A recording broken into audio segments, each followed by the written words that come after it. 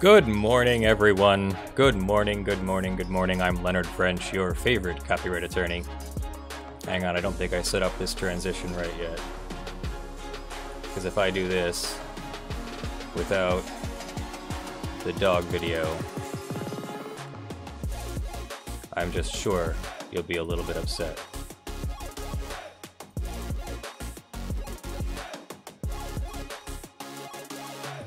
There we go, I'm Leonard French, your favorite copyright attorney. Oh, and I took my face off the thing and the way of doing that. There we go. Oh well, that was a great start. Good morning, everyone. Good morning. Can you all hear me? What do we think of the audio sync? Are the audio levels okay? Can everyone understand me? Good morning. Good morning, good morning, good morning, good morning. Oh yes, that's right. Also, good afternoon and good evening, and for some of you, good tomorrow. So thank you all for joining me.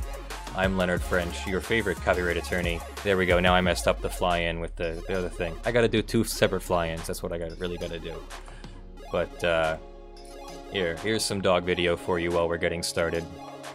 John Zislowski says it's 2200 where he is. Good evening, John. Almost good night. Oh, yes, there is a hat. There is a hat this time. There is a hat. Sorry. It's, it's laying right here and I forgot to put it on. So, if you may remember, this is the original hat. This is the Fine Brothers React video hat that I wore when I made that first video that got this whole roller coaster snowball thing started. And now we're here and doing this show, and it's just a great day. Thank you all for joining me. Yes, Colin Fun, I am an actual copyright attorney. You may remember me from the Imagos case, which is still going on, and we have our deposition with Alex Maurer tomorrow. Actual copyright attorney, licensed and registered, and maintain my responsibilities and all that, so I think we'll be, yeah, here we go. We'll let this song take us out. What do you think? And then we'll get started.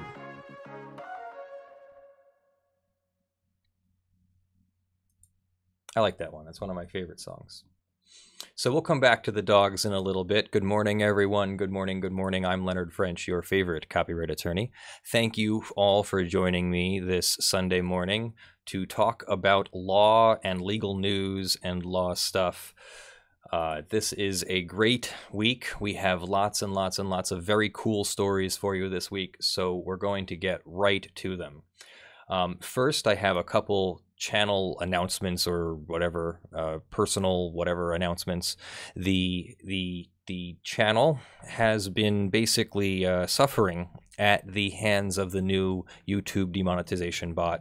It seems to be hitting every one of the live streams, demonetizing about 80 to 90% of the videos we make through the live streams, as well as demonetizing the live stream themselves. I've made a few changes to try and accommodate that, such as removing the chat from the screen, because words get on the screen and who knows what YouTube is doing with the words that are on the screen. I can only imagine they're recognizing them and such. So we've removed YouTube chat from the screen. I'm going to try and cover much more controversial topics separately, and we will not cover certain, I can't even say the things we can't cover, but certain things that have been in the news that are very controversial, especially things that might not be entirely related to copyright or the kinds of law that we go over here. Some of those things, when they are covered, will be covered separately because I can't afford. I can afford. I don't want to trigger the demonetization bot on the entire live stream because of one story. So for now, until this is all sorted out, or until I figure something out, or until I stop caring, we're going to cover. These are all awesome stories. Don't get me wrong. They're just not the highly controversial, charged stories that you may see in some of the most extreme reporting examples going on right now. I'm choosing my words very carefully because I literally cannot say the words, or else I'm afraid I'm going to trigger the freaking demonetization bot for the entire stream. So I'm going to shut up about that now. Let's see, what else?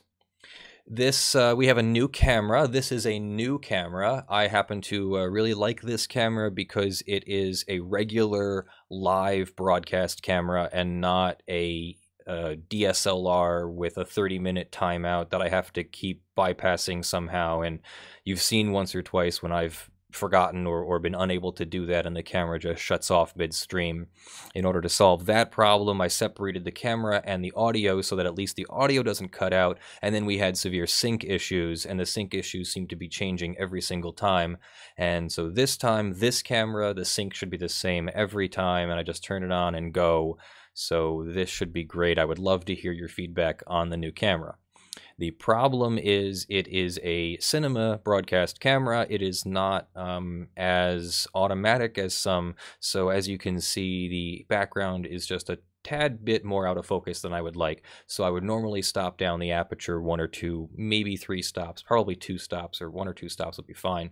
But I would normally stop down the aperture, except that I've got a camera that electronically controls the aperture but doesn't have electronic control the aperture, and I've got an electronic lens that doesn't have manual aperture control. So I'm stuck until I can afford a new lens. So if anyone would like to talk about donating some funds and being a sponsor so that we can afford a new wide-angle zoom lens for the cinema camera, that'd be great. We're only talking about a $400 expense. If anyone wants to chip into that or set up something for that, that'd be great.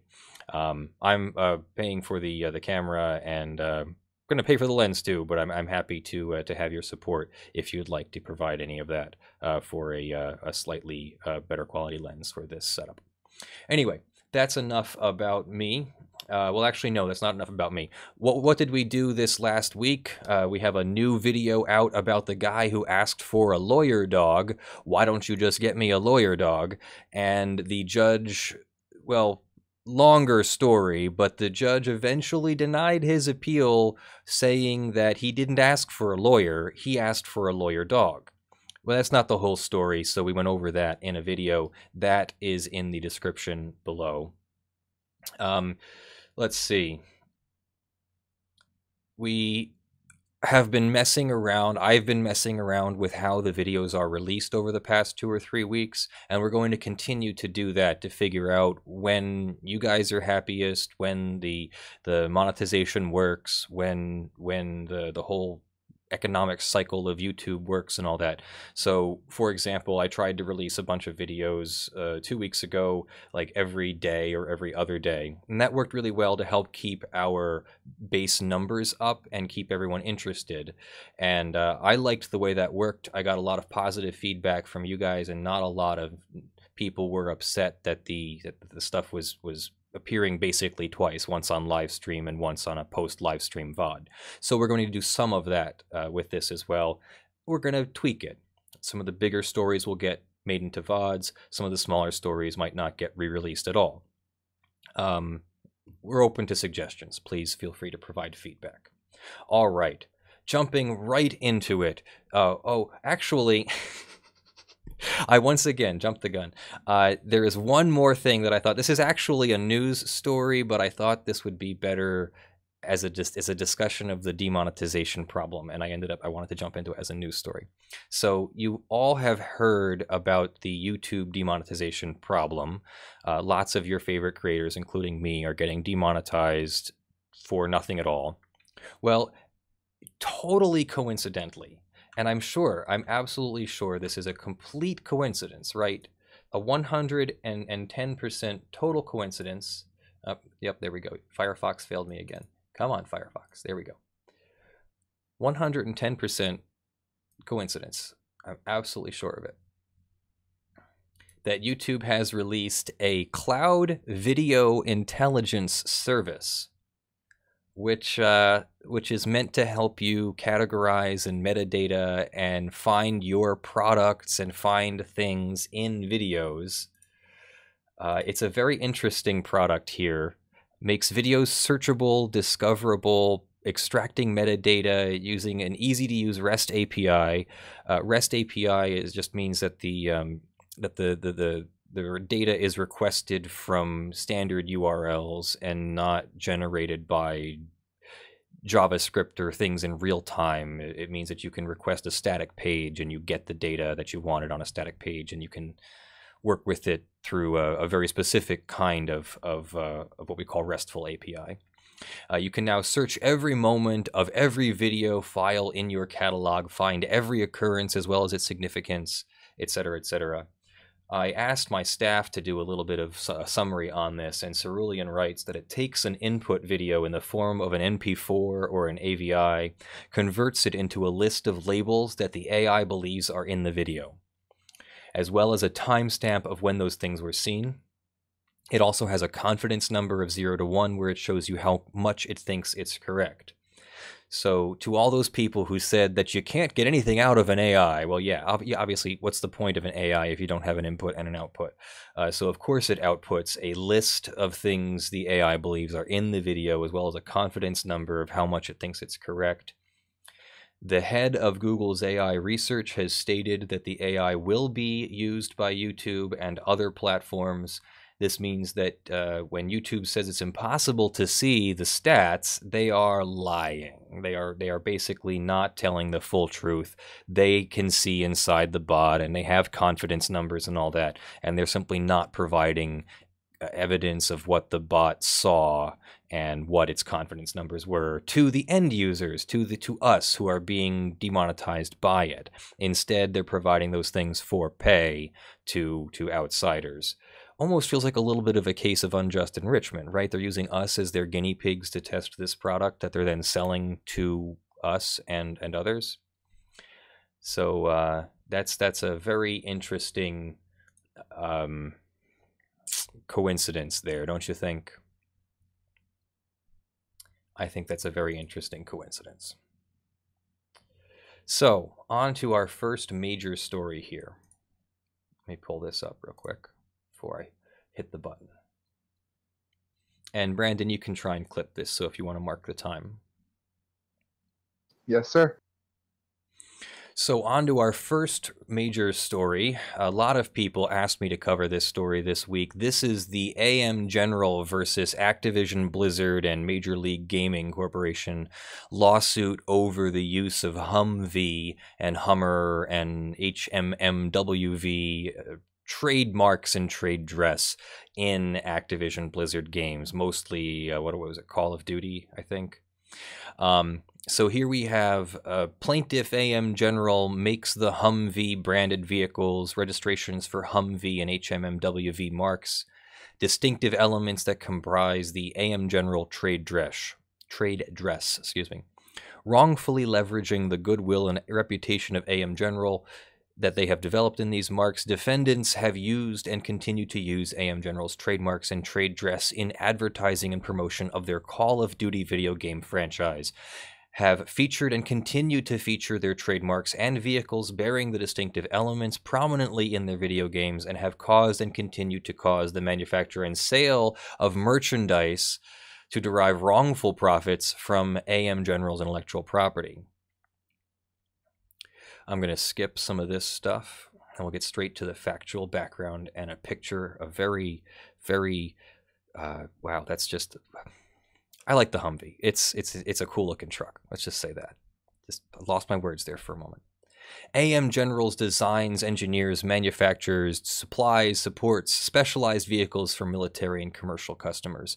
Best known today for its global leadership in the design and production of and support for high mobility multi-purpose wheeled vehicles, which is known as the Humvee. Photograph here, the sexy Humvee. AM General has successfully developed and produced more than 1.5 million vehicles, including 278,000 Humvee branded vehicles, in service for more than 30 years with the armed forces and with over 50 foreign countries. For decades, continues to devote substantial time and effort to the brand, etc., etc., etc., etc., etc., etc., etc. Owns trademarks. I'm not really interested that they own the trademarks. We assume that they own the trademarks, including for the general design and trade dress of the vehicle. It has licensed others For example, it licensed a video game Delta Force Black Hawk Down. It licensed Operation Flashpoint Red River, and others. Consumers have come to expect that goods bearing the Humvee marks or distinctive elements of the AM General trade dress originate from and or are authorized, licensed, or approved by AM General, and were so authorized, licensed, or approved long before the unlawful conduct that forms the basis for this action. Defendants' unlawful conduct, use of the Humvee, etc. marks and general trade dress in connection with Call of Duty, Modern Warfare 2, 3, 4, Remastered, Mobilized, Black Ops 2, Ghosts, and Heroes, all in the Call of Duty franchise.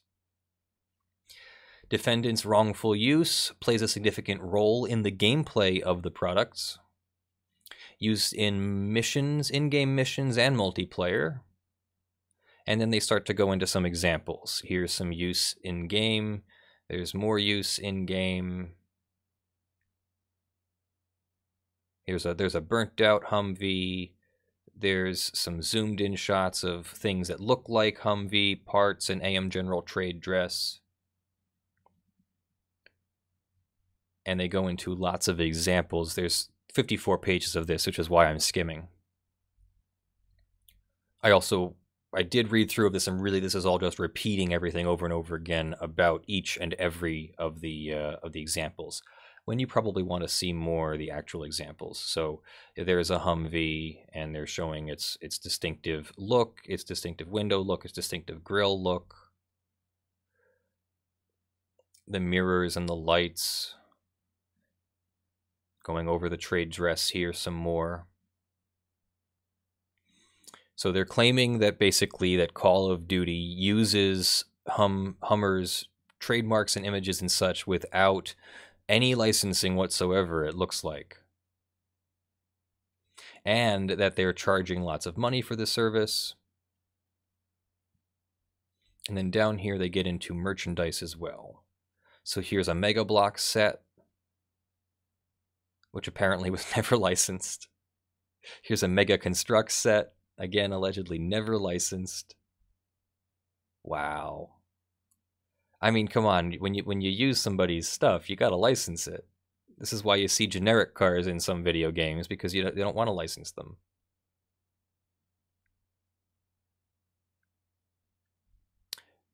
Defendants' widespread, pervasive, and unauthorized use of the Humvee and HMMWV marks is willful, causes confusion, expressly misleads consumers.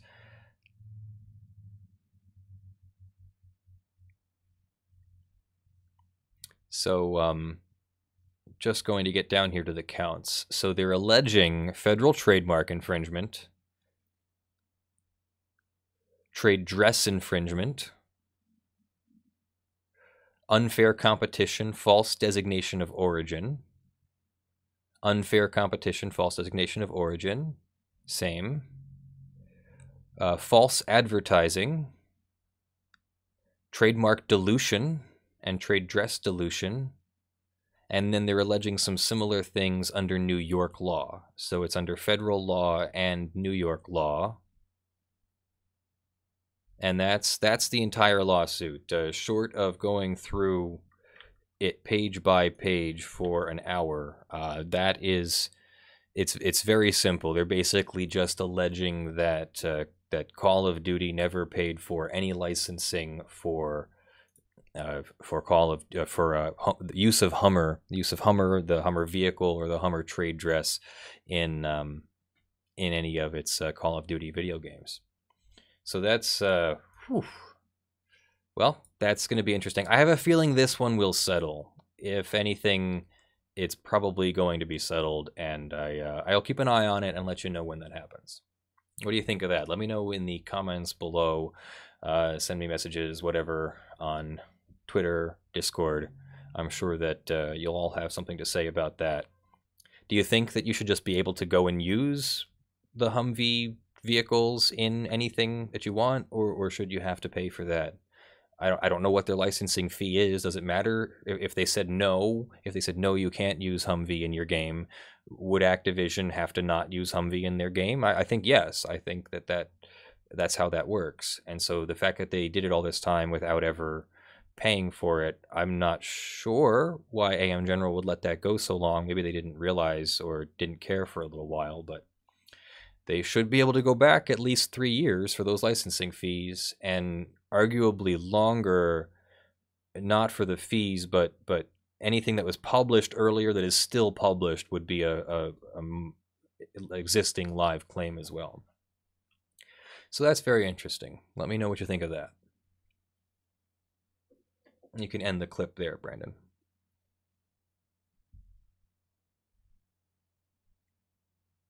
Brandon. All right, we lost Brandon. All right, so in other news,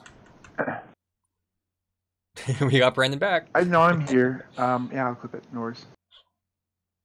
You were playing Star Trek all night, weren't you? No, I'm here. I'm here. I promise. I was not sleeping. I'm just kidding. I'm just kidding with you. It's okay. In other news, you may remember that Dunkey put out a rather cool Mario Odyssey video last week, and then promptly got it claimed by Nintendo. And so I put out a video about this, and so if you would like, go ahead and find that in the description and go watch that at some point.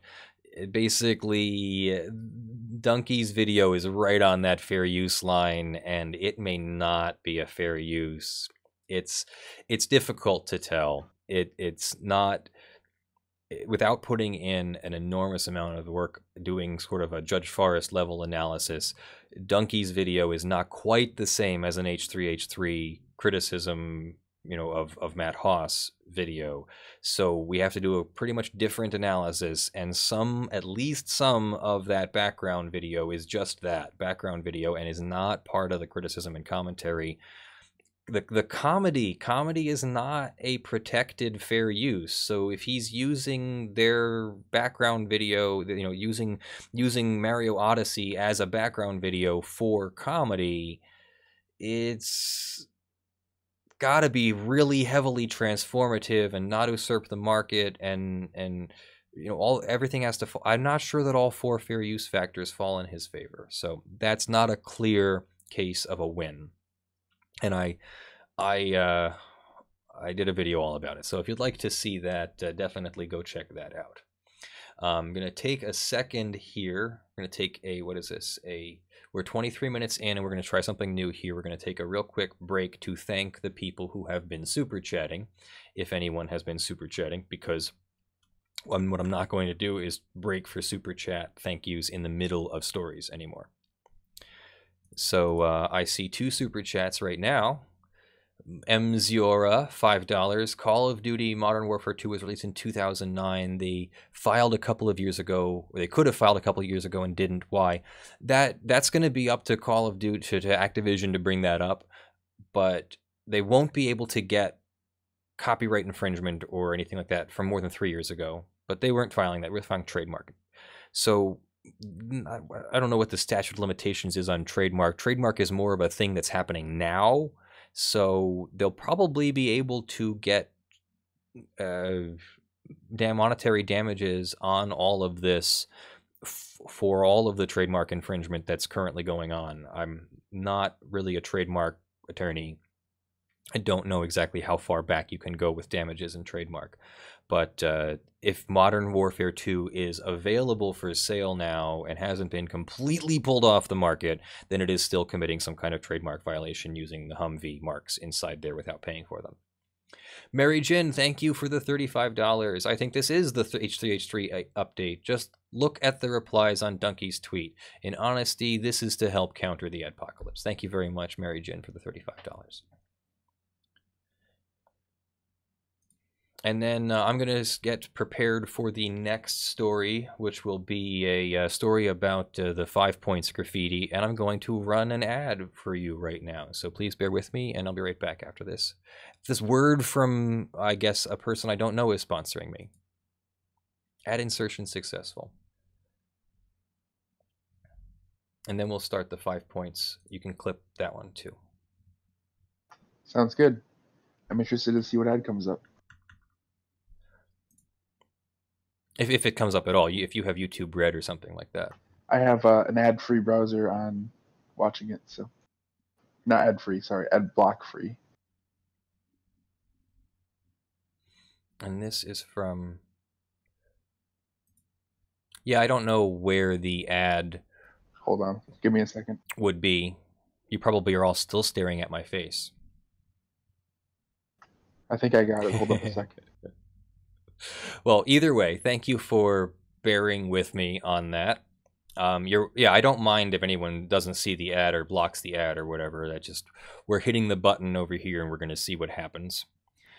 We're trying to make this into a more structured show, and we're about to do a story on the destruction of the 5 Points graffiti. I found a summary judgment denial.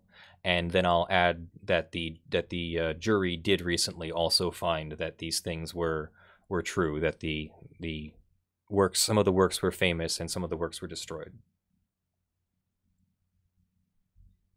So, are we ready, to, Brandon? Yeah, it appears to have completely failed on my end, so let's just move on, yeah? Okay, sounds good.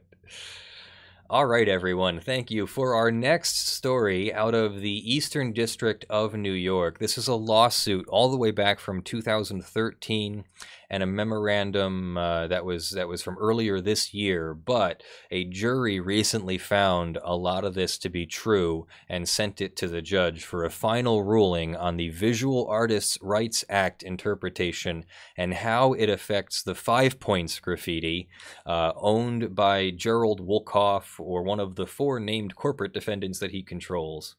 We'll look into this to see exactly what 5 Points is, but it was a major graffiti installation.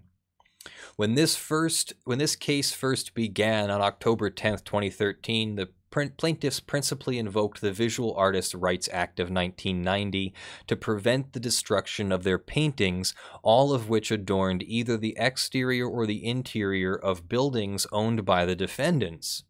Now, the plaintiffs and defendants moved for summary judgment.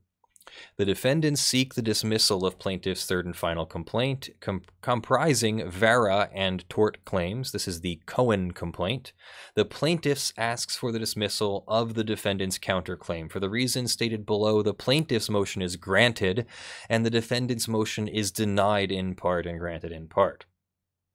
And who are the plaintiffs? The plaintiffs are Mr. Cohen and others, and they are against the defendants, GM Realty, and other buildings, it looks like. And there's a second complaint here, the Castillo complaint against the same defendants. Because the history of this case has been set forth in the court's prior decision denying the preliminary injunction, a brief overview will suffice.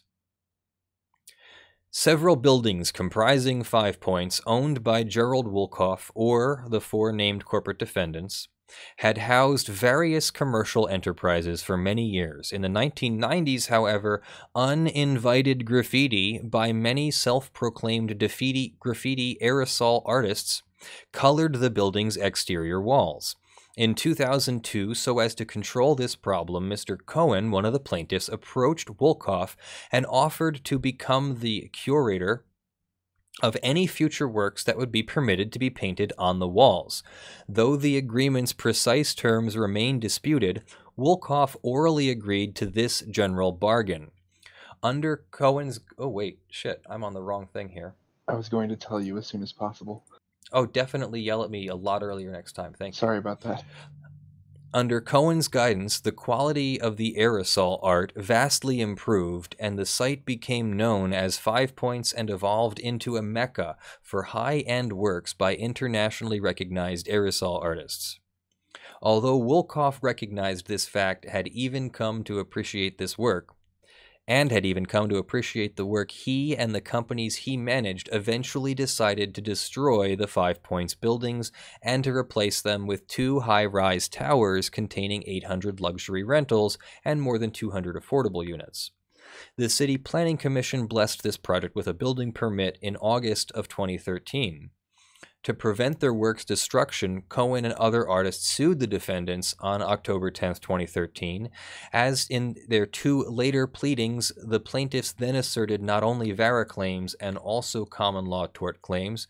With the complaint, the plaintiffs filed a motion for preliminary injunction. The court issued a temporary restraining order, but then denied the request for injunctive relief. On June 17, 2014, the plaintiffs filed the Cohen complaint. In it, they pled the VARA, intentional infliction of emotional distress, conversion, and property damage. The defendants responded with an answer and counterclaim for abuse of process. Discovery commenced. These motions followed. On June 3, 2015, Maria Castillo and other artists, the Castillo plaintiffs, initiated a separate lawsuit against the defendants.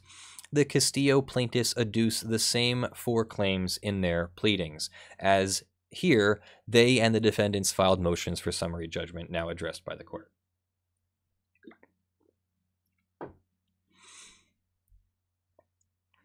As the defendant's expert correctly and previously acknowledged, VARA protects even temporary works from destruction. This is the Visual Artist Rights Act of 1990. It says here in the footnote, under the Act, with respect to any one work, statutory damages may range from not less than $750 to not more than $30,000, as the court considers just. The plaintiffs may also elect to recover actual damages as shown by expert testimony.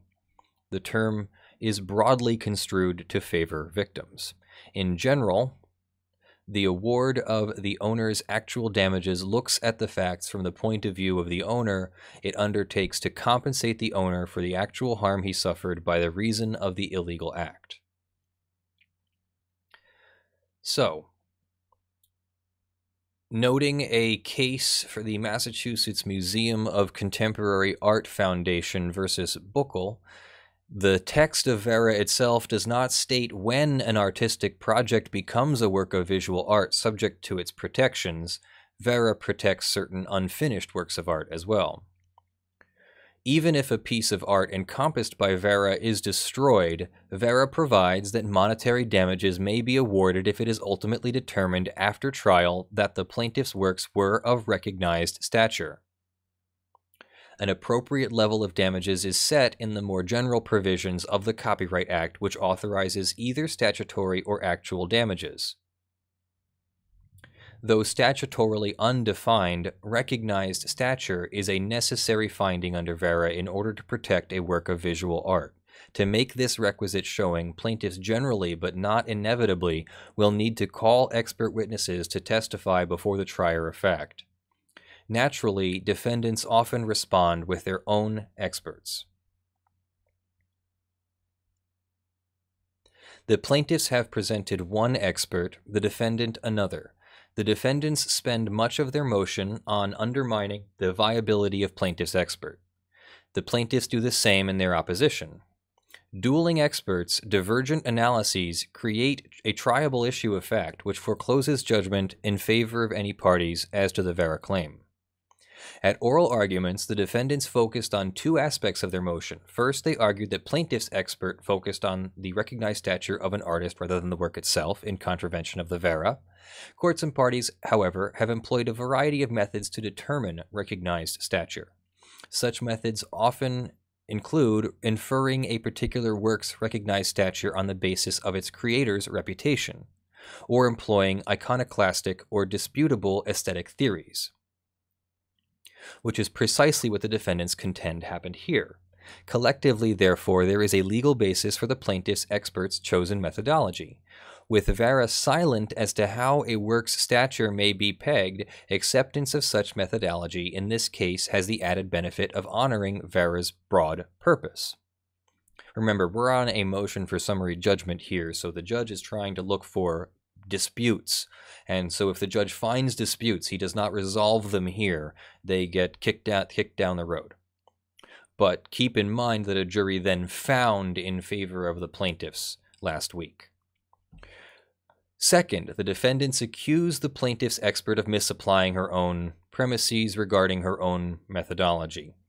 Having examined the relevant report, the court does harbor some skepticism regarding the cogency of the relevant opinions, not only due to their premises but also their rigor. Nevertheless, as the Second Circuit has stated, the trial court should limit itself to the exclusion of junk science under the standards set forth in the Daubert case. Here, when one looks at the pertinent reports, the plaintiff's expert used a variety of factors in reaching her conclusion regarding the seeming stature of plaintiff's work, including Cohen's multiple commissions from such entities as Coors, Heineken, Swatch, Deutsche Bank, others commissions from some Brazil's famous brands, third ones hiring by celebrity artists and clients and a public park, and opinions of leading museum professionals, the artist's social media followings, their work's Google hits, flattering newspaper accounts from the Boston Globe, New York Times, New York Magazine, academic approval, private and public exhibitions of the artist's other work, etc. By citing such evidence, all of which courts have deemed as relevant to the question of recognized stature and may reasonably indicate a specific artist's place in the world. Having done so, the expert and the plaintiffs met the Daubert minimum, and any remaining problems with the expert are for a jury to decide. To state a claim for abuse of process, a party must show that an opponent employed regularly issued legal process to compel performance or forbearance of some act with the intent to do harm, and in order to obtain collateral justice that is outside the legitimate ends of the process. The crux of a malicious abusive process claim is the collateral objective element. The gist of abusive process is the improper use of process after it is regularly issued. The New York Court of Appeals has made clear that a malicious motive alone does not give rise to a cause of action for abusive process. Rather, only an improper purpose suffices to meet this tort's collateral objective. This is all very, very complicated, and I'm skimming through this, so please don't feel lost too much if you are lost. In their answer, the defendants plead a counterclaim for abusive process based on Cohen's alleged agreement with Wolkoff. This accord, they contend, was invented by Cohen for the improper collateral purpose of preserving 5 Points as a tourist attraction for which Cohen has no legal basis. But whatever Cohen's motive for preserving 5 Points, the plaintiffs sought a temporary restraining order and preliminary injunction to prevent the destruction of their work. VARA offers exactly that remedy for that purported misdeed. The plaintiffs thus did no more than invoke a particular law to achieve the end for which it was designed. And I'll skip C. And that's the end of that. And the big news is that the jury last week did find that the plaintiff's rights were violated. The jury did find that that the VARA was violated, that several of the artists were of recognized stature, and that their art was destroyed in violation of VARA. The parties had agreed that the jury's findings would only be advisory to the judge, and so now we're waiting for the judge to write it up and release an actual memorandum and order or opinion, or however he's going to do that. So what do you think of that? We learned a lot about the Visual Artists' Rights Act and how it protects artists from having their art destroyed if the art and the artist are, or artist really, are recognized, have recognized stature in the art community. Now that piece of artwork, I guess maybe I should stop short of saying it can't be destroyed so much as it can be destroyed, but the artist has to be compensated for its destruction. Now, I would hope that anyone who has such an installation and wants to destroy or alter or remove would try to work with the artist. I think that's what happens about 98% of the time. You can feel free to correct me on that one, but this is good news. This is good news. So even a graffiti artist who, it was an authorized work, so it's not an unauthorized work, but this authorized work, even though it's graffiti, which I recognize as awesome art and definitely a great medium, But some other people recognize it and they say it's just graffiti. It's just vandalism. Well, this was more than vandalism. This was recognized as art, and the jury agrees, and the judge is going to have to agree as well. So that's a great thing. What these artists are going to receive is probably a monetary payment of a few $1,000s each. Is very likely what the outcome will be. Maybe they'll make arguments, and maybe some of it will be more thousands of dollars, but it's not going to be more than $30,000 per installation, it appears. So thank you very much for joining me there, and thank you very much, Michael Horst. Screw the adpocalypse. I'm tired of YouTube hurting the communities they claim to support. Take my 100, good sir. Thanks for your excellent and informative video. Excuse me. Thank you for the $100, Michael Horst. That's pretty amazing. I really appreciate that. You will directly help buy the new lens that we need, where I can get my my panel people in the background back in some sort of focus. So what does everybody think of that? That's a very interesting case. We don't get too many Visual Artists' Rights Act cases. I think even the judge acknowledged that he hasn't seen them before. Well, I'm going to go ahead, Brandon. Could you do me a quick favor and check Discord? Yeah. I figured it out. Yeah, I figured it out. Yeah, we're already demonetized. The live stream is already demonetized, guys. So I'm going to hit the add button here, and I bet you nothing will happen. The live stream has been demonetized live. Jeez. I did some digging because I thought something was fishy. Yeah, nobody saw an ad when he ran an ad. Yep. Yep, so let's see what this looks like.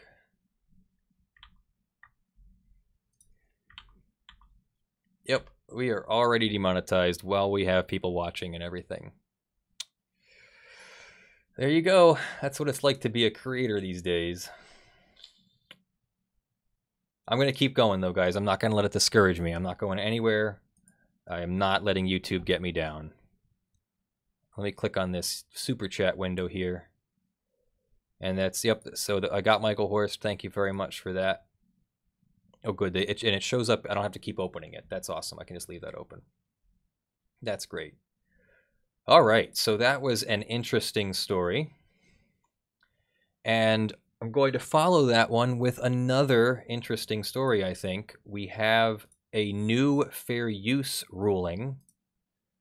This is fairly short. It's only 8 pages long. Thank goodness that these are... That's not it. So we have a new fair use ruling here. It's the James Castle Collection versus Scholastic Inc. and Alan Say. Now, Scholastic is a book publisher, and Alan Say is the author of the book. And James Castle is an artist. And we're going to go over all of this right now. This is in the United States District Court for the District of Idaho. And this is a very recent memorandum decision and order on a temporary restraining order. The court held oral argument on October 30th, took the motion under advisement. The court will deny the motion for a temporary restraining order. Plaintiff Castle Collection seeks the restraining order to enjoin the distribution and sale of a children's book, Silent Days, Silent Dreams, the book. The book is written and illustrated by Alan Say and published by Arthur A. Levine, an imprint of Scholastic. It is scheduled for release to the public tomorrow, October 31st, 2017. The book by its author as... Well, actually, let's take a second and see if we can't look up the book. What do you think? What was it called? Silent Days, Silent Dreams. We'll try to find it on Amazon.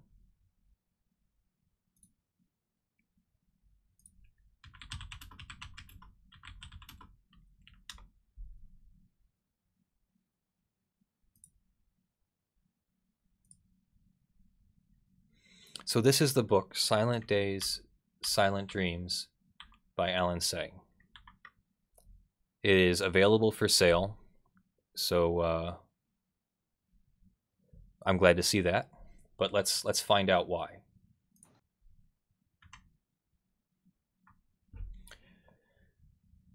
The book by its author is an imagined biography of the artist James Castle, a fictional biography.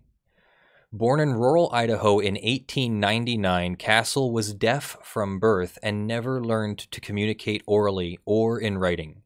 Yet he became a prolific artist widely recognized for creating works with found and scavenged materials such as discarded papers and food containers. His work is now found in museums, art galleries, and private collections all over the world. What was his first name? James Castle? Let's look up him too. What do you think?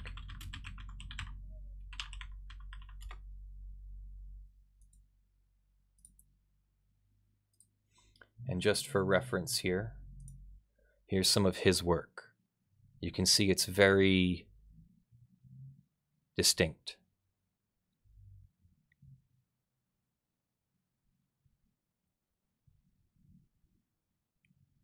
Made with scavenged materials and such.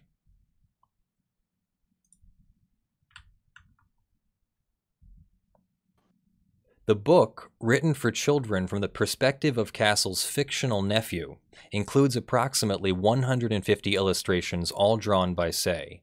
About 28 of those illustrations are Say's copies of Castle's art, while the other illustrations are Say's own depictions of various events in Castle's life, drawn in a similar art style to that of Castle. So I'm going to go back here. I'm going to click on Look Inside and see what the inside looks like. Do they have any? Okay, so there's one of the images, and here's some more. So yeah, these are similarly styled drawings, right? That looks very much like, in fact, that looks like one of the images that we just saw. Thank you, Super Chat. I will get to you, Super Chat. I'm going to be doing that at the end of the story, I promise. So that's what Alan Say's art looks like. Oh crap. Clicked on the wrong thing. In the author's note, Say explains that he tried to mimic and emulate Castle's unschooled style by using the same kinds of odd materials Castle had used. Say drew with a bamboo pen on a used shopping bag, as James might have done. He used burnt matchsticks and sharpened sticks dipped in soot mixed with spit, and he drew on 90-year-old letters and envelopes. Reviewers have noted the similarity between Castle's works and Say's illustrations. These illustrations, along with text, describe a chronological narrative of the artist's life. Plaintiff's Castle collection alleges that it is the exclusive owner of all copyrights to the works that it alleges are infringed by the book. The Castle collection has not authorized defendants Say or Scholastic to use any of its copyrighted works, nor has the Castle collection been involved in any way in the creation of the book. The book contains 28 illustrations that are unauthorized infringing copies of Castle's artistic works, according to the amended complaint. The book has been distributed to booksellers and is due to go on sale on October 31st. The Castle collection asks the court to enjoin the sales and distribution of the book. Now, you may remember that yours truly recently asked for and received a temporary restraining order in the Imagos case, so we may be a little bit familiar with this. To obtain a temporary restraining order, the plaintiff must establish a likelihood to succeed on the merits. It is likely to suffer irreparable harm in the absence of preliminary relief without a temporary restraining order. The balance of equities tips in its favor, and the public interest is, or the injunction is in the favor of the public interest. In this case, the book has already been distributed to many booksellers, and the Castle collection asks the court to order that defendants take affirmative steps to contact those booksellers and halt sales of the book. This relief is treated as a mandatory injunction because it orders a responsible party to take action. A mandatory injunction goes well beyond simply maintaining the status quo and is particularly disfavored. The district court should deny such relief unless the facts and law clearly favor the moving party. In plain terms, mandatory injunctions should not issue in doubtful cases. Fair use. The Copyright Act exists to stimulate artistic creativity for the general good. It does so by granting authors a special reward in the form of a limited monopoly over their works. However, an overzealous monopolist can use his copyright to stamp out the very creativity that the Act seeks to ignite. To avoid that perverse result, Congress codified the doctrine of fair use in 17 U.S.C. 107. The fair use of a copyrighted work for purposes such as criticism, comment, news reporting, teaching, scholarship, or research is not an infringement of copyright. The statute lists 4 factors to guide courts in their analysis. 1, the purpose and character of the use, including whether such use is of a commercial nature or for nonprofit educational purposes. 2, the nature of the copyrighted work. 3, the amount and substantiality of the portion used in relation to the copyrighted work as a whole. And 4, the effect of the use upon the potential market for or value of the copyrighted work. The court will consider each. The purpose and character of the use. The central inquiry under the first factor is whether the new work is transformative. Transformative works add something new to an existing work, endowing it with new expression, meaning, or message, rather than merely superseding the objects of the original creation. In SOFA, the Ninth Circuit held that the use of a copyrighted clip from the Ed Sullivan Show in the fictional musical Jersey Boys, documenting the career of the band of the Four Seasons, was transformative because it served as a biographical anchor for marking a significant moment in the band's career, and was not simply used for its own entertainment value.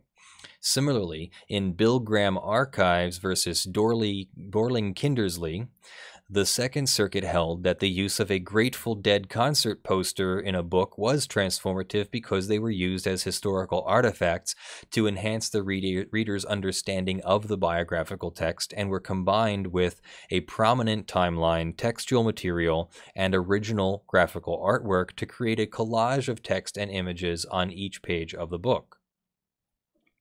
Akin to the works in Sofa and Graham, the book in this case is transformative. The book is an attempt by Say to see the young Castle's silent world through his eyes. The book mainly draws on facts, but also includes speculation based on reasonable inferences from facts. He was bullied by classmates for being deaf and mute, or just pure speculation. He was slapped by his father and locked in an attic by his parents. In essence, Say created a version of Castle as a self-taught artist who was isolated by his disabilities and driven by his artistic passion, ultimately finding salvation in his art from a harsh world. That version of Castle emerges from Say's illustrations themselves and their placement at various points in the chronological text. In other words, the illustrations combined with the text to create Say's version of Castle. In this sense, the illustrations transform Castle's art into a version of Castle's life story, a version created by author and illustrator Say. Because Say's use of Castle's art is transformative, the fact that the book is a commercial production is of little significance. While the court is not making any final rulings in a TRO proceeding, the court finds it likely that this first factor weighs heavily in defendants' favor.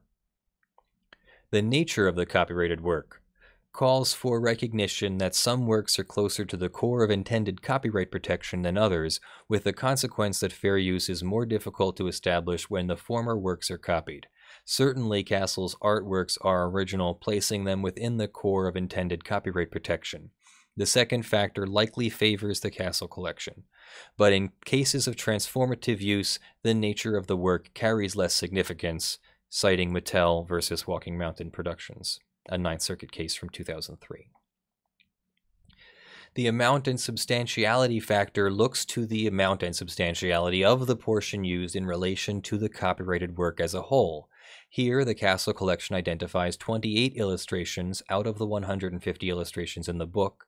This factor calls for thought not only about the quantity of the materials used, but also about their quality and importance too, citing Campbell v. Acuff Rose. Moreover, the copying of a substantial portion of the original work may reveal a dearth of transformative character or purpose under the first factor.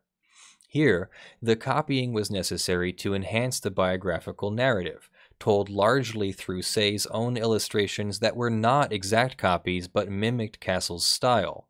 This process became literally transformative in instance where a Castle rendering was changed by inserting Castle himself or other characters into the drawing.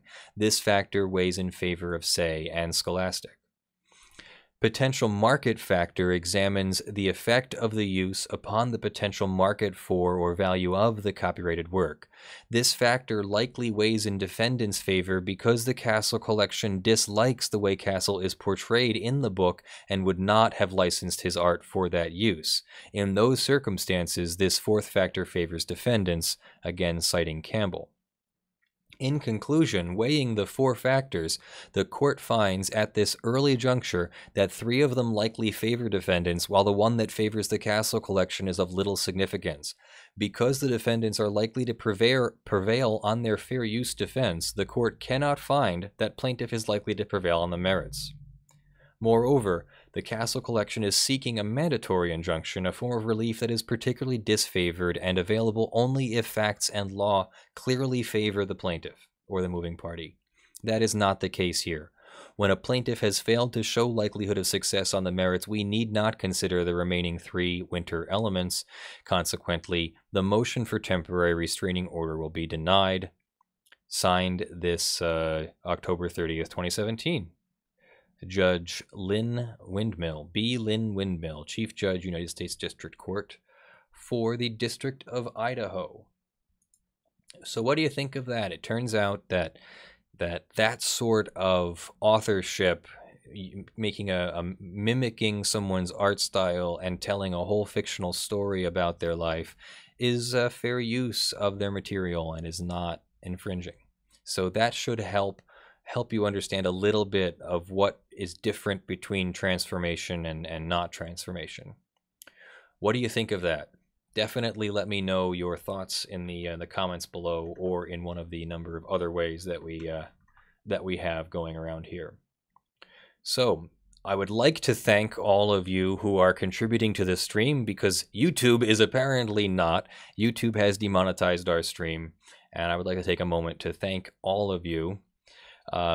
What's Wrong gives Polish, is that Polish zloty? Is that how that, donating 25 Polish zloty to compensate for using AdBlock. Please tell me that's enough. It's like 1 week of food in Poland. Jeez. You don't have to give me 1 week of food. It's really okay. Please feed yourself first. But if you have an extra 1 week of food, I would be happy to eat that money's worth of food. Okay? Brendan Horn gives $20. Hey, Riot. I have no idea, but thank you for your $20. Jonathan Luoto gives €5. The adpocalypse is so stressful. Have to back all my favorite YouTubers to keep their channels afloat. Thank you very much. I really appreciate your €5, and we do have a Patreon as well. Just Another Person gives $50. Now you can tell us the stories you are going to censor now. That you know the demonetization fails to follow for any reason. True. Maybe I'll do that in a different way though, because I am going to try and remonetize the stream actually eventually. But right afterwards, actually. We're going to click that manual review button. In fact, maybe Brandon can click the manual review while we're in the middle of the stream. I don't know if it works that way. It's not possible, no. Engine Fair gives Norwegian kroner 50. Test. Looks like Super Chat is working, and it seems like there are 50 Norwegian kroner on the table for the Scandinavian bidding war to get that started. We do have a few more stories. You will have some time. And Ian Scott gives $20. You are already demonetized. Might as well say whatever the fuck you want.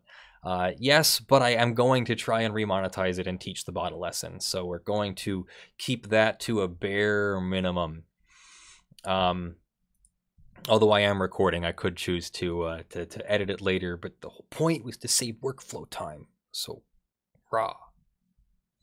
So I am still going to go back here and click the run ad button, even though I know it doesn't do anything now. Because at least I'm going to teach the bot something, right? Really quick, I do want to announce that somebody has donated outside of Super Chat because they couldn't do it through Super Chat. EC has donated $120. Oh, excellent, EC. Thank you very much for your donation. I think we can afford this lens now. That's awesome. All you guys donating, I'll order that lens, and I won't see the money for till December 21st or so, but that's okay. I can like use my PayPal credit or something. So that's great. Thank you very much for that. You make me feel awesome.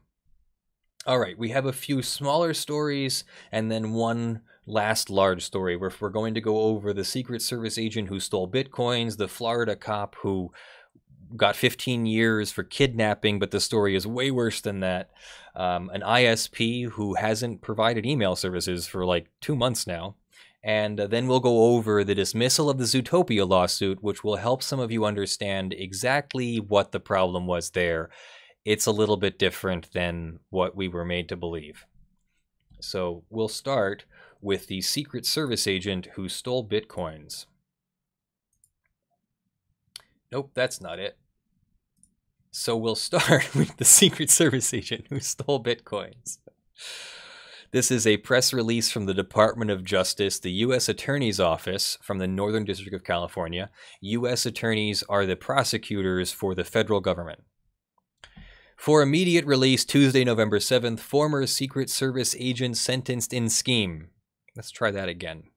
Former Secret Service agent sentenced in scheme related to Silk Road investigation. Could we get any more S's in that sentence? San Francisco. A former U.S. Secret Service special agent. Okay, now I'm just totally conscious of the S's. I'm so sorry I did that.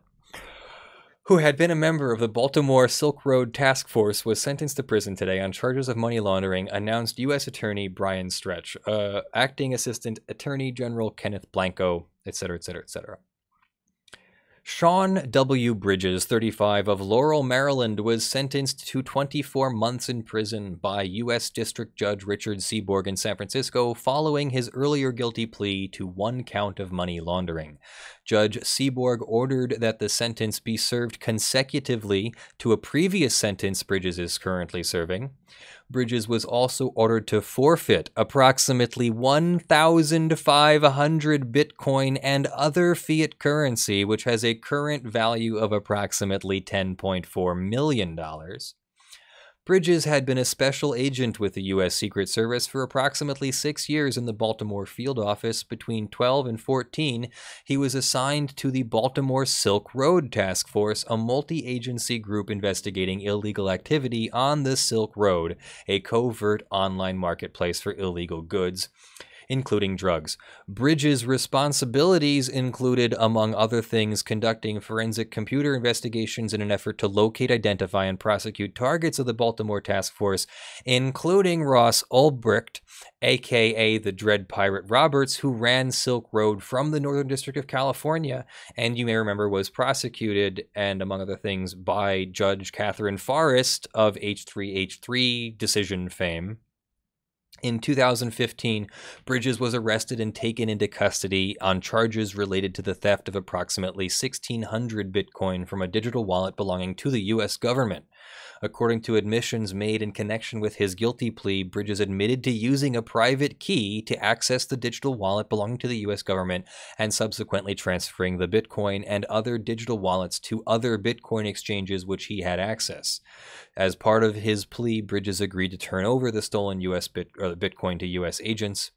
The case is being investigated by FBI's San Francisco division, IRS's Washington, D.C. division, the field office, the IRS's, cyber crimes unit, the Department of Homeland Security of the Inspector General, and is being prosecuted by the Assistant U.S. Attorney, Trial Attorney, and Criminal Division's Public Integrity Section. Holy mackerel.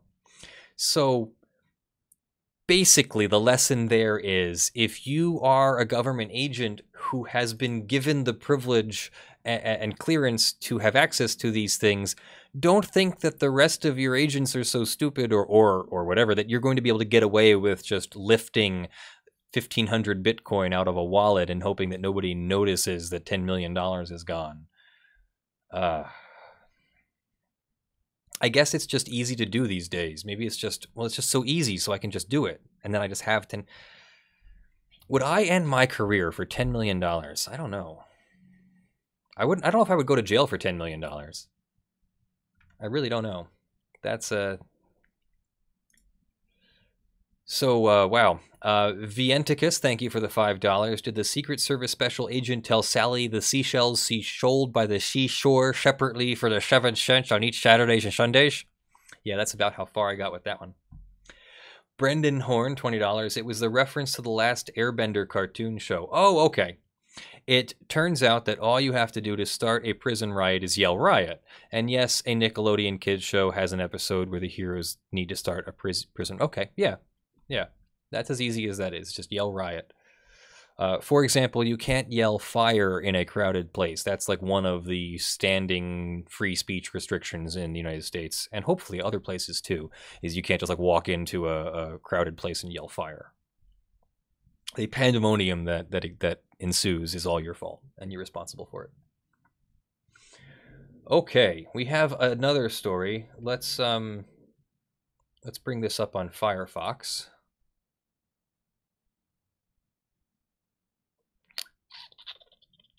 Or not. Hang on. Now it's not the time, mouse. My mouse is dying. I've been having some mouse issues today too, actually. Oh, nope, it's a hair. Yeah, we don't want the audio. Thank you very much. Oh, I already had it up with the audio off. Look at that. I was already prepared for you, and I messed myself up. So we're talking about this case. I don't have any documents for you. I'm going to keep an eye on it, but it looks like a former Sarasota deputy, county deputy, I'm guessing, was sentenced to 15 years for kidnapping. However, it's much, much worse than that. A 79-year-old woman by the name of Marcia Soul asked him to watch her dog in January of 2017, and she gave him a $1,000 check just in case the dog had any medical issues, so he would have the money to take care of the medical issues, or at least make a deposit with the vet on the medical issues. Instead, he cashed the checks and then later broke into her house and forced prescription medication into her mouth in an attempt to kill her. They also discovered that a car was left in the garage running with the garage door to the house open so that the carbon monoxide would seep into the house. So a jury recently found him guilty, not of attempted murder, but of kidnapping, and he was sentenced to 15 years. Wow. There should be some links in the description if you have any thoughts or comments on that. I will restate that I am not an anti-police person. I think police are great. I think that this is just something we have to keep an eye on, that there are bad people out there. This person could probably have done this even if they weren't a police officer, but I'm guessing that the 79-year-old woman trusted him explicitly and easily and automatically because he was a police officer, and she doesn't think that a police officer is going to take this kind of advantage of her. So I'm sorry that happened to her. She is alive and well, I understand, so thankfully that didn't work out worse.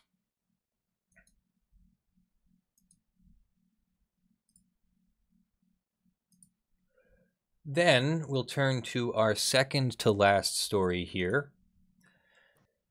Spirit One, an ISP in Oregon, is being sued by its consumers, and they are trying to start a class action complaint.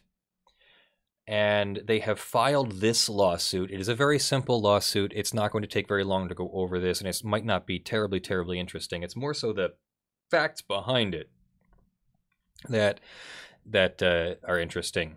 Defendant, telecomputer service,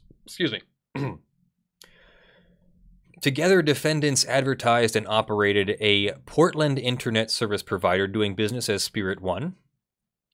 Mr. Ogden is a customer.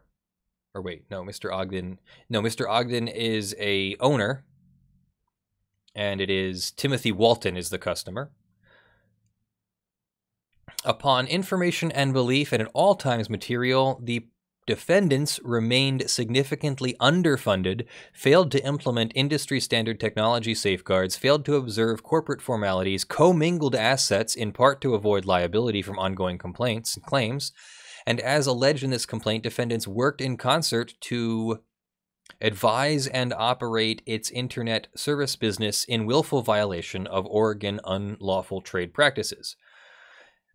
Plaintiff and the putative class wish to pierce the defendant's corporate veil and hold Mr. Ogden personally responsible for the behavior alleged in the complaint. Plaintiff intends to amend its complaint to include additional defendant and information. In the regular course of their business as an internet service provider, primarily for personal, family, and household purposes, defendants advertised that consumers could pay defendants a service fee to access services, including email, website hosting, and internet.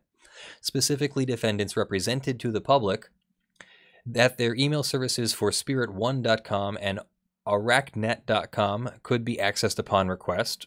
Many of defendants' consumers had tens of thousands of personal private emails going back a decade. At all times, material defendants represented that by paying a fee, they could access services. As of September 29th, 2017, defendants' services experienced a catastrophic global outage and have since been largely offline and inaccessible to their paying customers, causing their customers ascertainable losses of money and loss of use of services. On November 7th, it was reported that defendants breached their legal duty to their customers by failing to use reasonable care and protect their data from unauthorized access by third parties. See the article in the Oregonian. Spirit One gave subscriber access to other customers' emails. In an attempt to increase profits, defendants cut corners and failed to maintain adequate technological safeguards to ensure its services would be online and available to access by their customers on request. Ongoing failure has caused plaintiff severe ongoing frustration and economic losses, including loss of services. A Facebook group was created. Defendants denied an outage had occurred at all initially, and then later falsely advertised that services had been restored. Defendants intentionally misrepresented the quality of their services. So they go into class allegations, every aggrieved customer, and various violations of Oregon code.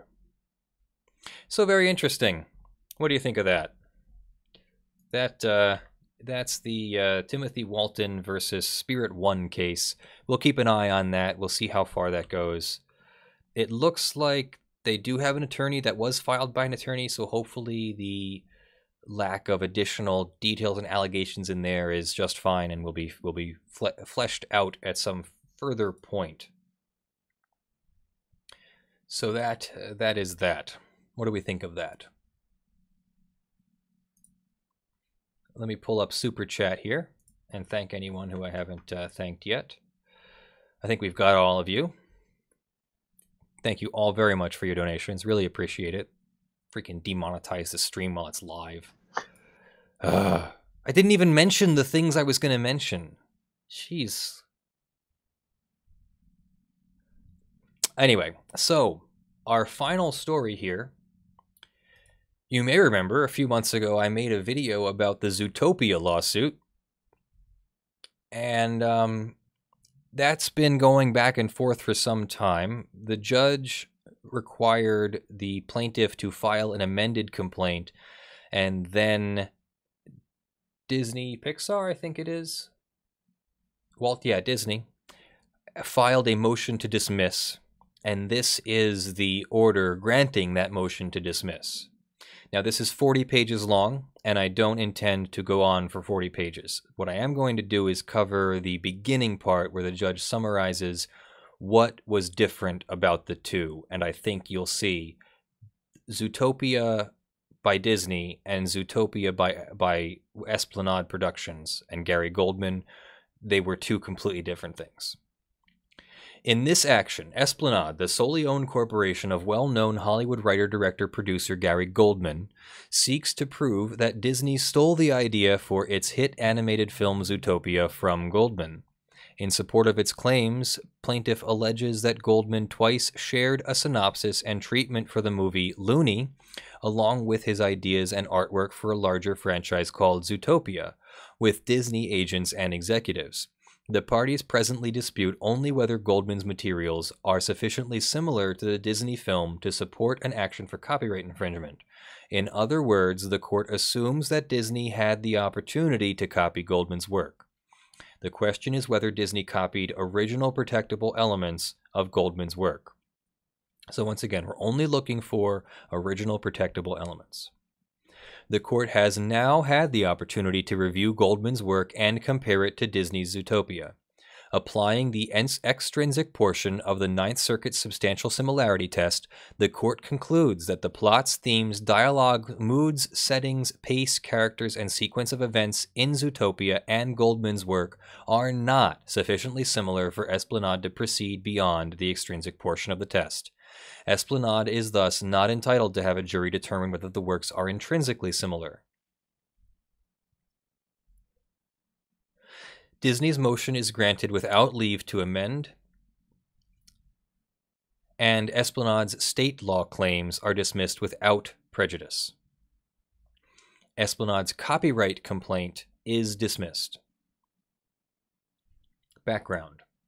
On March 21st, Espionage filed its original 36-page complaint alleging that through its creation and distribution of Zootopia, Disney had expropriated the original protectable elements of Lohne, the creation of Gary Goldman, Espionage's founder, CEO, and shareholder. Espionage asserted claims of copyright infringement, breach of implied contract, breach of confidence, violation of California's unfair competition law, California Business and Professional Code. On July 11th, the court granted Disney's motion to dismiss the complaint, dismissing Espionage's copyright infringement claim with leave to amend. The court dismissed the complaint because Espionage had failed to include any clear summary of the Lohne plot, dialogue, themes, and so on.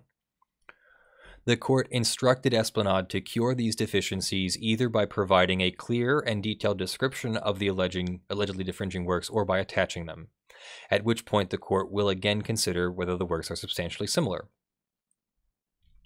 On August 3rd, Espionage filed a 67-page first amended complaint, annexed to which are 10 exhibits including character descriptions, illustrations, synopses, and treatment.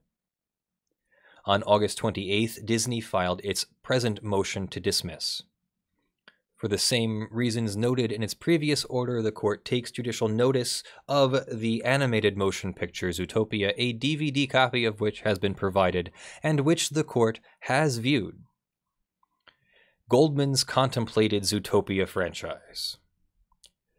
Espionage and Goldman. Espionage is a California corporation. Goldman has been its CEO, director, employee, shareholder. Goldman has a long, successful career in film, has worked in one capacity or another on a number of well-known motion pictures, including Total Recall, Basic Instinct, Minority Report.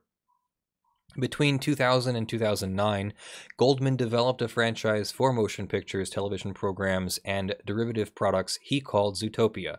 The franchise is based on an animated cartoon world that metaphorically explores life in America through the fictional setting of a diverse, modern, and civilized society of anthropomorphic animals. The Lohne synopsis. Goldman wrote a synopsis and treatment of the first segment of a proposed franchise, a live-action film called Lohne, that he registered with the Writers Guild of America on August 17, 2000.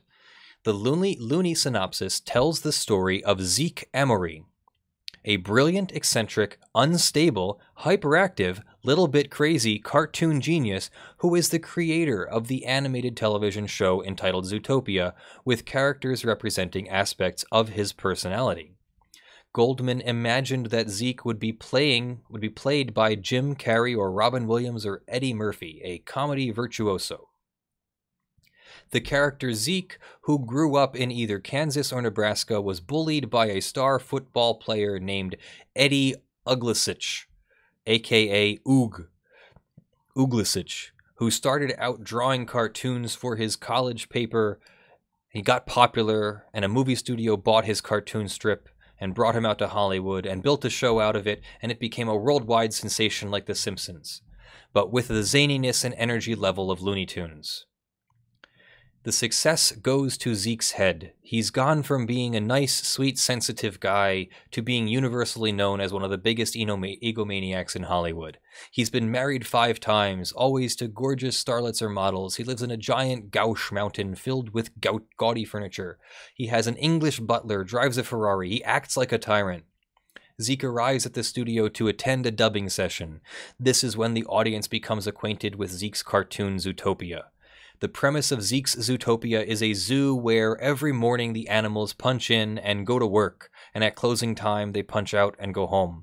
It's a metaphor for life and for America.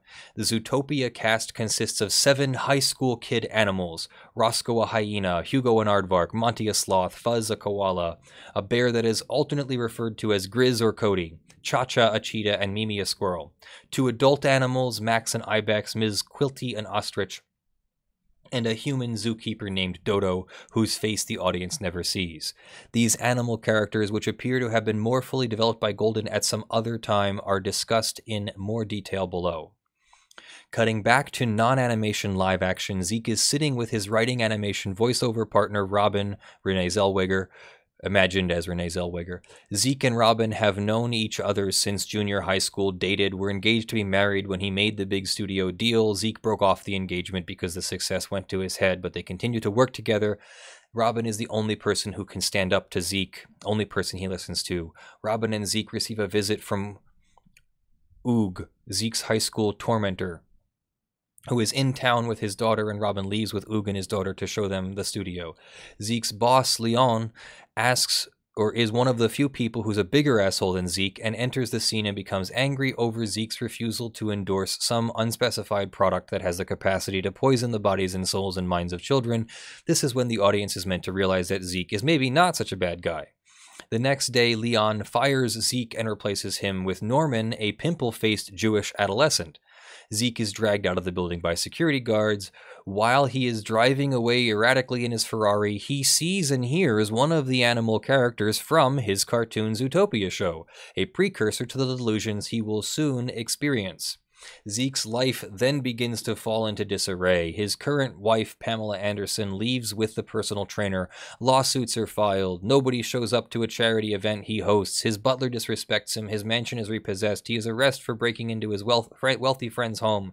All the while, he is periodically visited by his animal characters from Zootopia. His mother, who appears to Zeke as Ms. Quilty the ostrich, shows up to bail him out and then flies him back to Topeka, where his dad picks him up from the airport and berates Zeke for not getting a law degree. Zeke moves back into his childhood home, where he relives the adolescent nightmare that expired his creative vision in the first place. Back in Topeka, Zeke is continuously visited by his cartoon characters. He learns that Robin and Oog are now engaged, which prompts the realization that he is still in love with Robin. He is harassed by cartoon characters while driving, gets into a terrible accident. He ends up in the hospital in an insane asylum. His psychiatrist helps him realize that his 4 cartoon characters are all around him, and that he has to master them, integrate them. He is on the rebound. Ultimately, he shows up at Robin and Oog's wedding. Robin calls off the wedding, and Zeke and Robin kiss and get together. And then the judge goes over the characters. Mimi, a squirrel, the only wild animal on the show. She is cute, curvaceous, sexy squirrel, lives in a tree in the zoo, can come and go as she pleases. Fuzz, a koala main character, the leader of the gang. He looks cute, but he's a little Napoleon.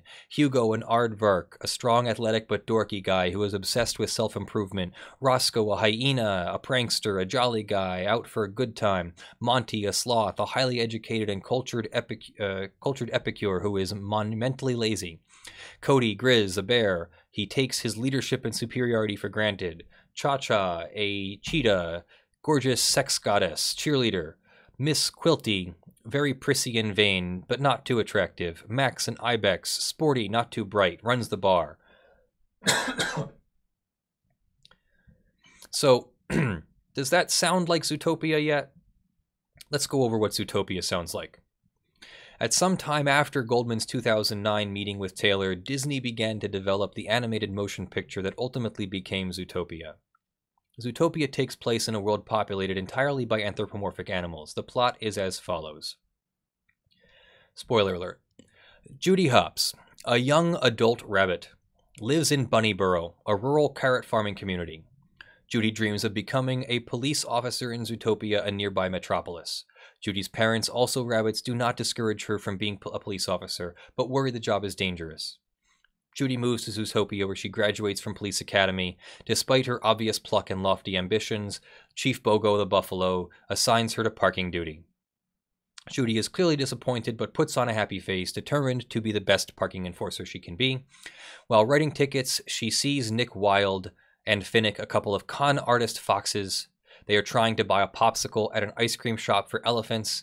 The elephant proprietor refuses to serve them. He does not care for foxes.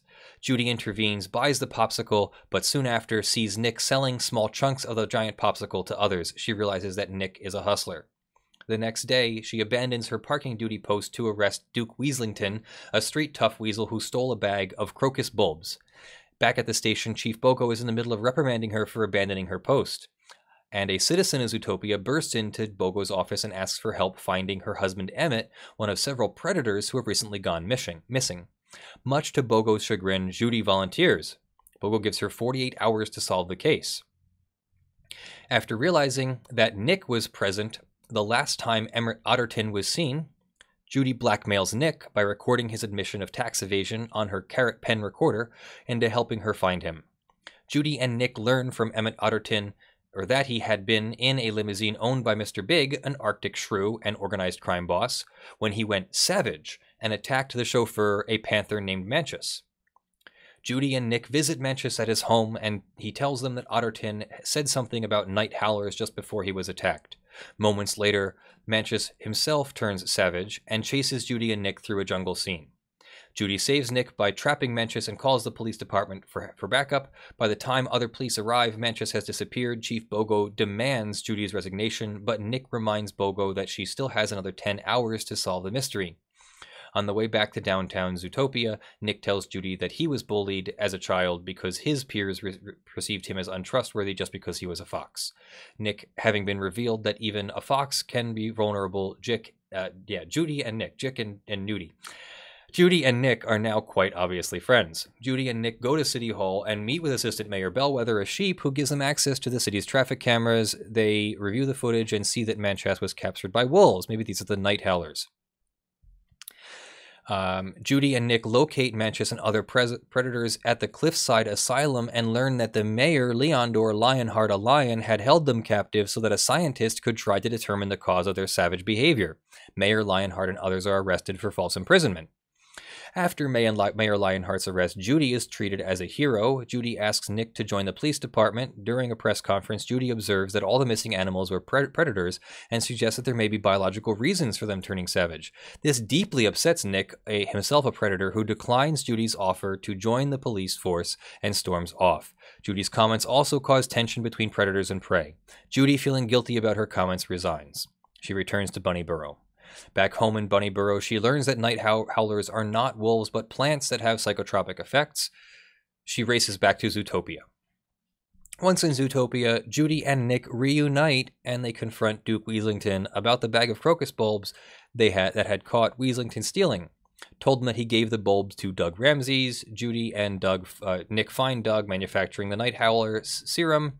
They discover Doug has been shooting predators with darts, which is causing them to go savage. A sample of the night howler serum in hand, Judy and Nick are confronted by Assistant Mayor Bellwether. Bellwether seizes the serum, admits that she is the mastermind against a plot to turn prey against predators, and sees the power from Mayor Lionheart. While Judy and Nick are trapped in a diorama of some sort, Bellwether shoots Nick with the serum so he'll turn savage and kill Judy. She calls the police to arrest Nick. Bellwether didn't realize that Nick and Judy had replaced the serum pellets.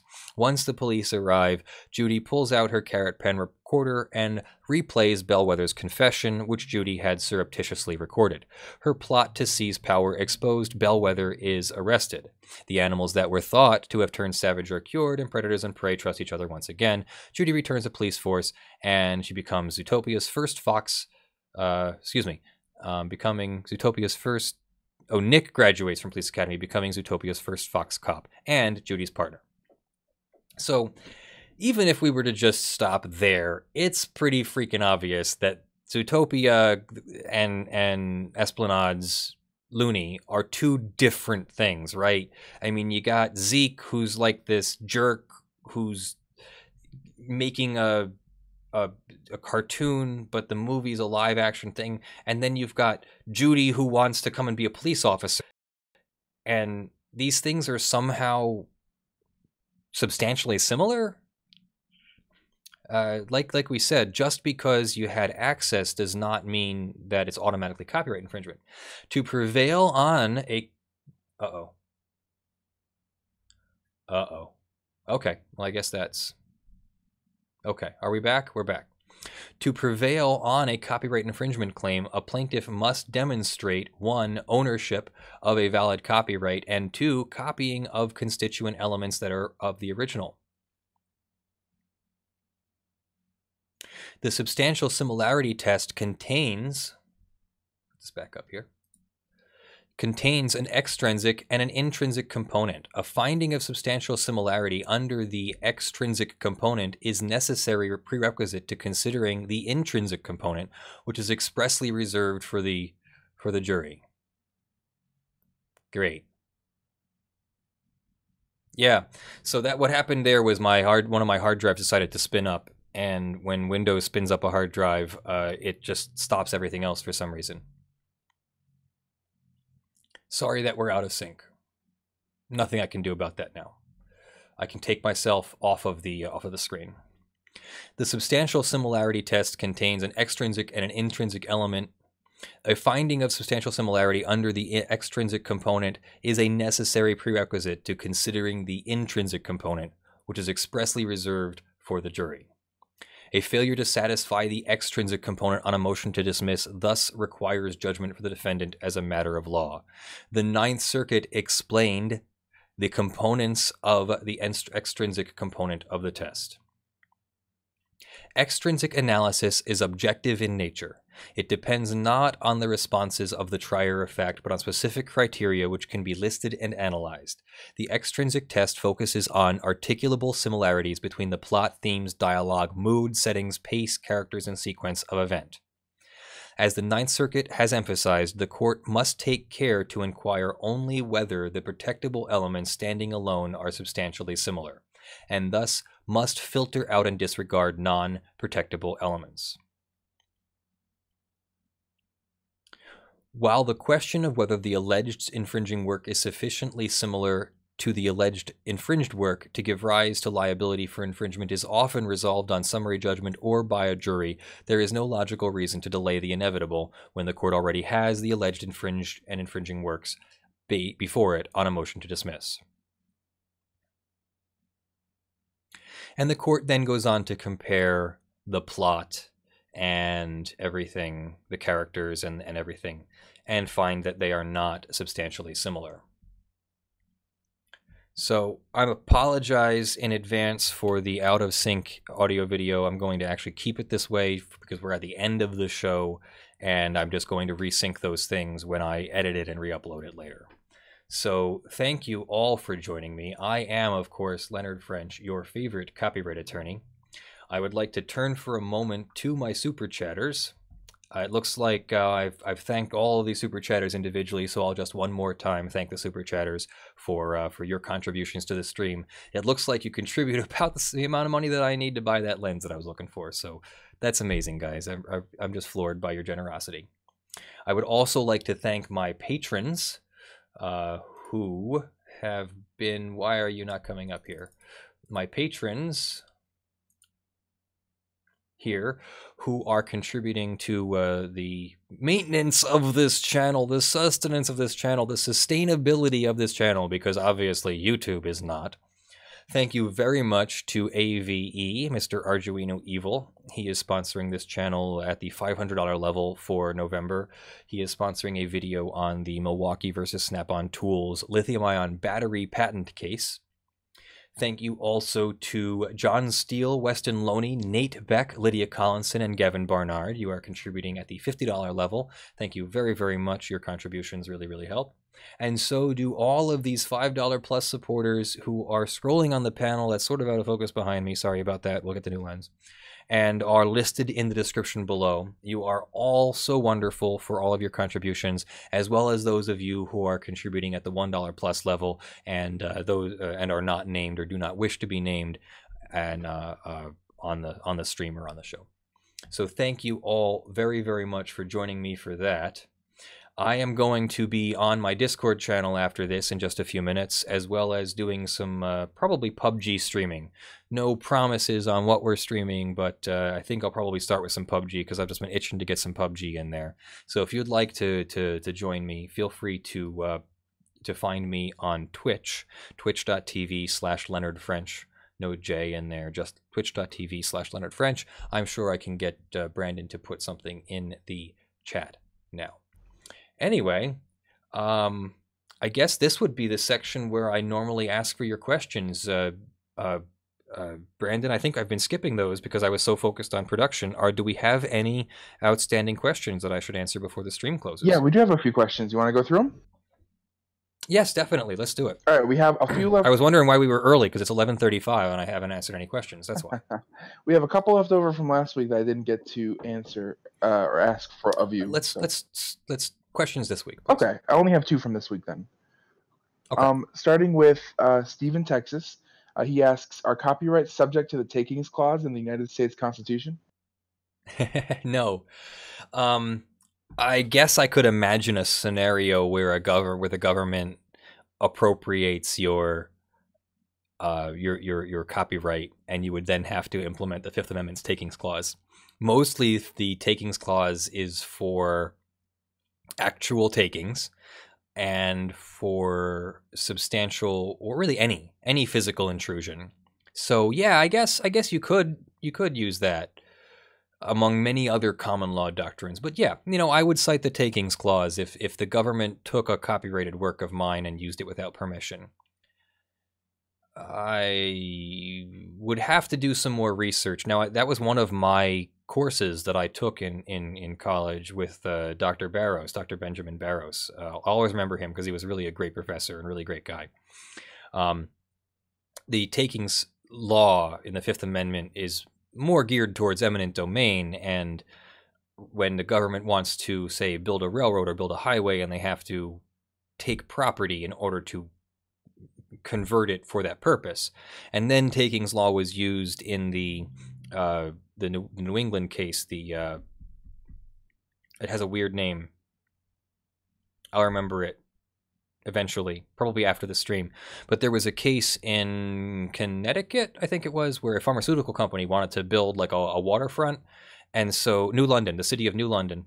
And so they just wiped out the city of New London by eminent domain. Well, some people opposed this, and there was a Kelo versus the City of New London, so U.S. Supreme Court case that determined that yes, you can take even the entire city of New London for the purpose of giving it to a pharmaceutical company, because the city decided that that was the best economic use or something. So although that didn't work out very well for anyone, that the courts did say that eminent domain can be used that way.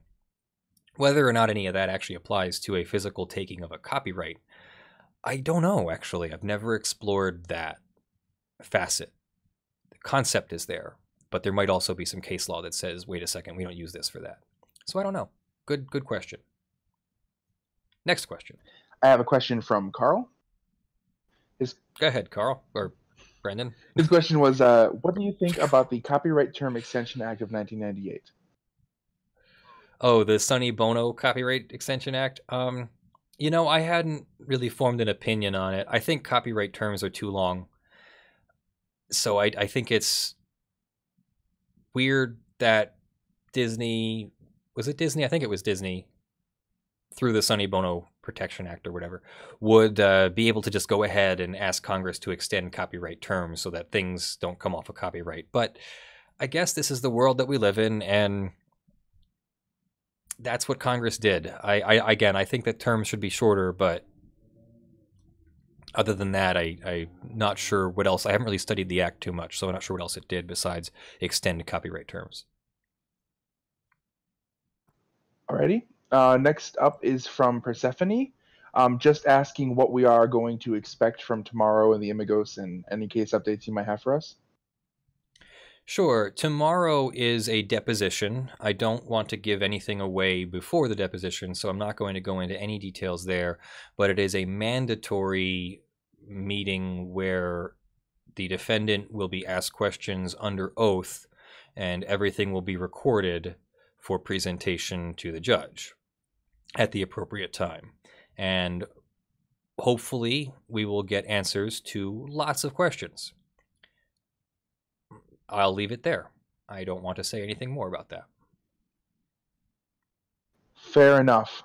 That's really all I have for you in terms of related questions. So Great. I can answer a couple from last week then. already, we have a question from Shima Spawn. There are a number of websites that publish mugshots and arrest records of people who were subsequently found blameless. How are these balanced by freedom of speech versus right to privacy? They're using a bit of a loophole. I don't know all of the law behind this, but my understanding, because I have explored this a little bit, we talk about this, and clients do call us and say, how do I remove my image from this website? So copyright is created by fixing a work in a tangible medium of expression. Who took the mugshot? The government took the mugshot. Who owns the copyright? The government. Okay, what kind of copyright does the government own on a mugshot? Well, in many places, it's public domain. In many places, you are free to use mugshots for whatever you want, basically. There are limitations on using someone's likeness to sell and advertise, so you couldn't take mugshots and put them into a TV show. I don't know how you would do that, but I mean, you could put it into a TV show you would talked about mugshots, but you couldn't put it into a TV show where like the mugshot was the character. Like I'm thinking of like a South Park with mugshots, like as the characters. You couldn't do that.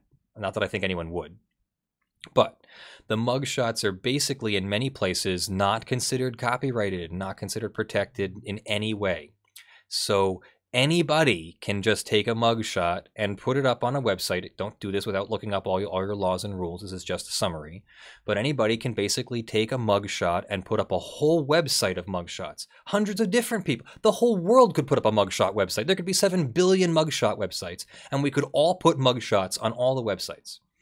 And a lot of times what this is done for is not just to deter crime, although I'm assuming some people have some very virtuous motives and they really want this to deter crime. But a lot of times people put these mugshots up and then they want money to take them down. So if you are the person in the mugshot, you contact the website, you show them that you're that person, and then you pay them $500 or whatever, and they take your mugshot down. So not only is it a way of punishing criminals who have already been punished, hopefully, but it's a way of extorting money out of people in a not necessarily illegal way. So how does this apply to somebody who's innocent? Pretty much the same way. You can probably get any defamatory information removed from the website. So the website will probably say this person was charged on this date. You probably can't get that removed because that's not defamatory. That's what actually happened. You weren't convicted, but you were charged. So good luck getting them to be somehow liable or guilty of a criminal offense or something just because they put up a mugshot website. Instead, you probably have to pay them to take down the mugshot. Also, thank you to Bolt Crank for your Argentinian $200. Shut up and take my money. It's about $10 US, but they are a lot in Argentina, and I really appreciate that, Bolt Crank. Thank you. And please don't ever feel compelled to give more than you can afford. I really appreciate it, and I do care about you too. I don't want you to suffer in any way, but I do appreciate you participating and supporting and all that. Any other questions, Brandon? Just one more, and please let me know if I asked this one, but I didn't mark it as if I had. Joshua Lincoln asks, has there ever been a ruling to decide who owns the individual packets of data that get sent over the internet? You did ask one this last week, and I think ownership is retained in whoever created the packet.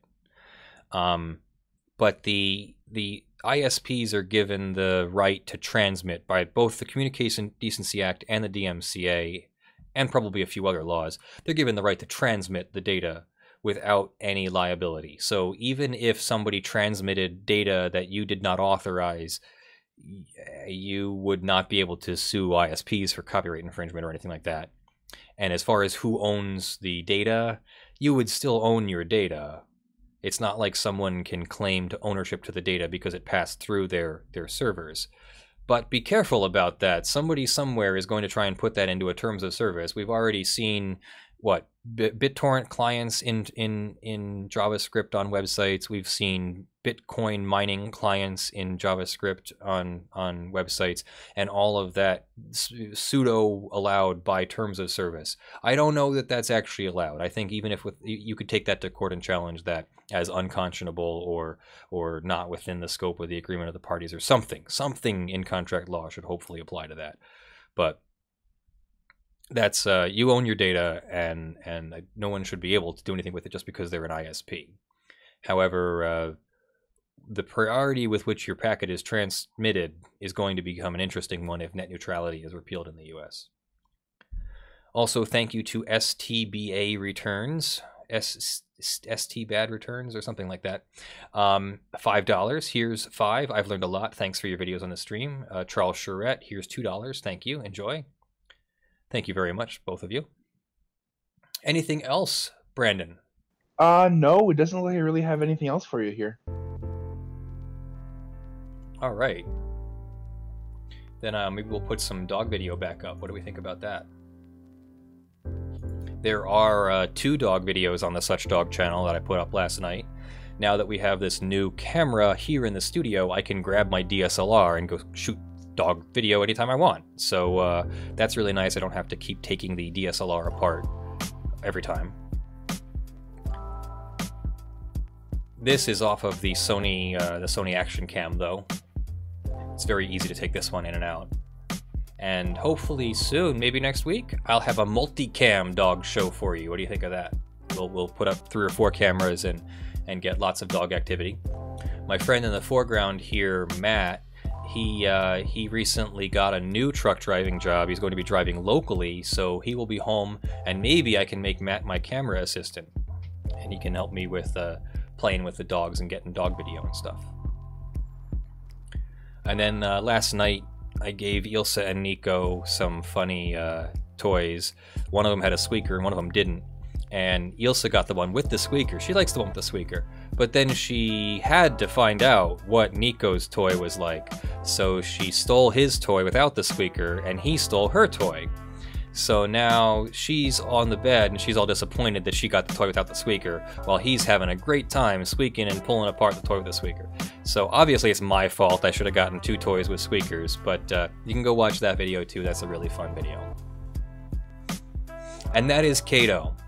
That third dog in the video you see now is Kato. I also raised him. He's my ex-girlfriend's dog. Whenever you see Kato, you have to ask yourself whether I'm even allowed to have him, but, you know, I really like to steal Kato from time to time. He's a wonderful dog. He's half shepherd, but also part bloodhound. So he's got a really cool personality.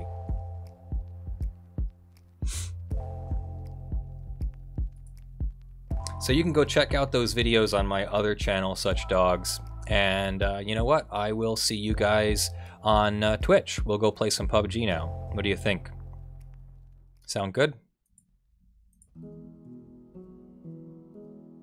How about we out with something a little bit more upbeat? What do you think? Isn't there one that everybody likes? I think everybody likes this one. A little bit more upbeat way to get rid of the stream.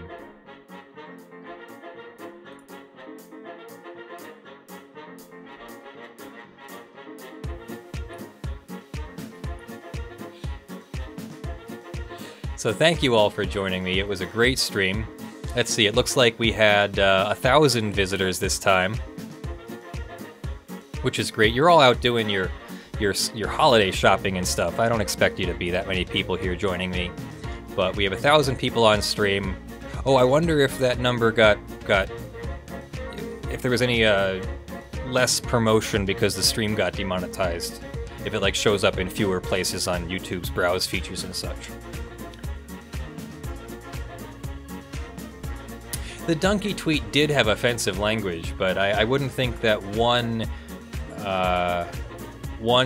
instance on stream of that and another instance where I said the F word, but only after it was demonetized. I don't think that would be a reason to demonetize it. I think something else is going on here, and the bot is legitimately broken. I can confirm that the stream was demonetized before that Dunkey tweet was shown. So the stream was demonetized before any of that hit the stream. So it was just the references in the description and my face.